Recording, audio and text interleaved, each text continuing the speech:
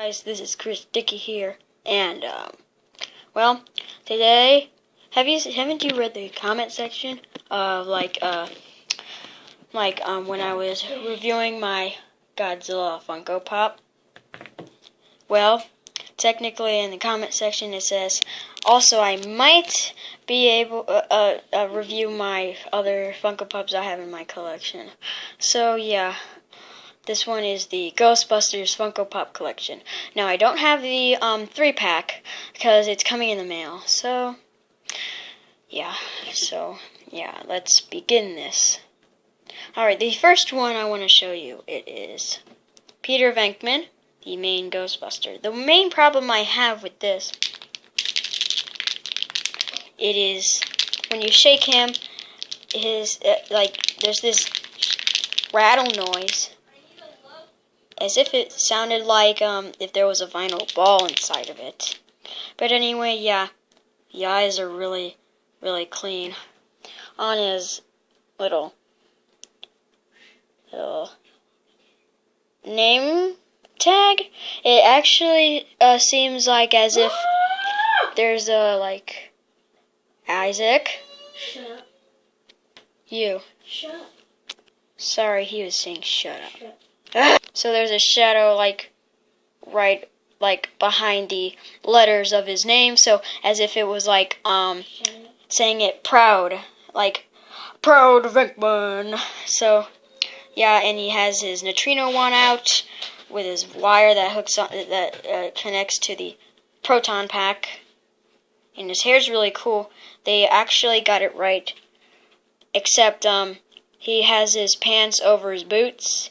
And I like that they, instead of putting his gloves on, which he really doesn't, they put it on his little belt. So that's really cool. And yeah, they pay attention to detail on the, the thing right here. Again, I don't have the 3-pack of the Gatekeeper, Zool, and Keymaster. It's coming in the mail, hopefully today. But who knows? So yeah, this is Peter Venkman.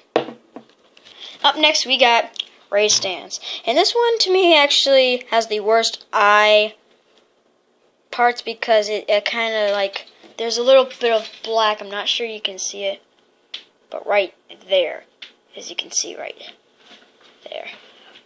And it's just terrible. Also, the hair is pretty terrible. Somewhere, I'm not sure you can see it. Also, it bleeds onto the back of his head. And of course you can see he tucks his pants into his boots. And of course he has his gloves. And of course there his walkie-talkie and ghost trap. Oh, did I mention all the Ghostbusters have the Ghostbusters logo? I forgot to mention that. Also the elbow pads. And of course, on the back of here, basically, he has his neutrino wand attached to his proton pack since he's holding different materials. And of course, he has his goggles. And I like the sculpt of his hair. It's really, really cool that Funko actually did a really good job to make the Ray Stantz figure. Now let's get to Harold Ramis, or Egon.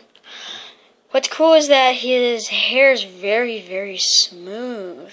I highly recommend getting this smooth hair, or at least the figure, just so you can pet the smooth hair. Oh, there's Isaac. Hi. Okay. And then here's his glasses, which is really cool. A lot of figures that people get, the glasses don't look as if they were put on really good, but mine actually look really cool. And of course he has the PKE meter and a walkie-talkie. Again, he has making him have his neutrino wand hooked onto his proton pack. The only problem is right here. As you can see, his Ghostbusters logo, almost compared to Peter's, is basically almost upside down. And I mean, you'd say that his arm position is really different from his, so that's why he's in a different position. No, it's kind of the same, but his is not clear, almost upside down, but this one is. It's a little weird. And of course, here's his gloves. And of course, And there's even this little clip on here. It's really cool that they pay attention to detail. It's really awesome when it comes to Ghostbusters. Now, of course, now everyone loves Winston, but at this point, Winston didn't come out separately like all the other Ghostbusters. He came out with the Ecto-1, which I kind of think it makes sense because they didn't want to make it separate, because if you got Winston first and then you got the Ecto-1 that came with Winston, it would kind of stink that you would have two Winstons. So yeah, so yeah, I'm really cool. But nothing different, just the same sculpt as Venkman.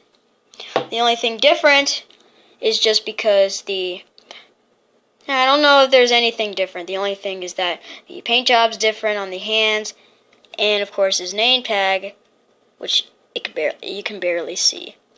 It says Zedmore. And of course the gloves are put on the same. The Ghostbusters logo is kind of the same, and basically he has his neutrino wand out. And now we get to the Ecto-1. It looks a little cartoony, as if almost like the real Ghostbusters. If you can see, the Ecto-1 is really cool. It looks like a sticker is put on the Ghostbusters logo. I'm not sure if this is a sticker or even I'm pretty sure it's painted on. Because if so, they did a really good job. The only thing that's bumming is that there's gray paint on this part of the car, but that's no big deal. And of course there's all the gadgets up on the thing, and there's the tubes and the ladder, all that stuff. There's the sirens on the front and on the back, doorknobs, windows, and even there's two pegs. I'm not sure if you can see it good. Yeah, but there's two pegs that you can put Winston on because he has a little hole.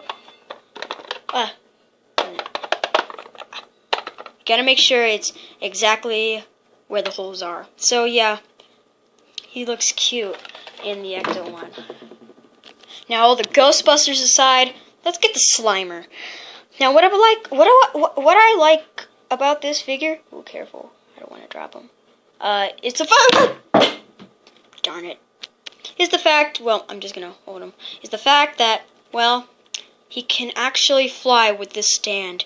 Not only does it look like he's floating, but it also actually makes it a little realistic, because if he was floating, he might drip out slime and put it on the floor, because as you can see, imagine if this was the ground. As you can see, it's like a slime all falling onto the floor. It's really cool that they paid attention. And I heard that they made a metallic Slimer that came with a slimed Venkman. I wish I had the slimed Venkman all by itself, not a metallic Slimer, because basically there's no cool version of Slimer. There's just Slimer and metallic Slimer. And all the marshmallow cover figures and slimed Venkman, that's kind of different. Metallic is not that different, except the paint's more shinier. And I like his smile. It just looks like a child-friendly figure. And the eyes are cool. I basically ordered all of these online, except for the big man himself. No, not Godzilla. The Stay Puft Marshmallow Man. Now, this was my first Funko Pop I've ever got. I got him at Walmart for about 20 bucks, I think. And I like his smile, and you can see his little nose, his eyes. And a lot of people actually have complaints about the handkerchief. Actually, there's blue bleeding down on his on the front. It does not bleed down on the front, but there's still paint missing to the handkerchief. It does kind of bleed in the back. And of course it's all white, so you can basically see all the paint that might be spilt there or something.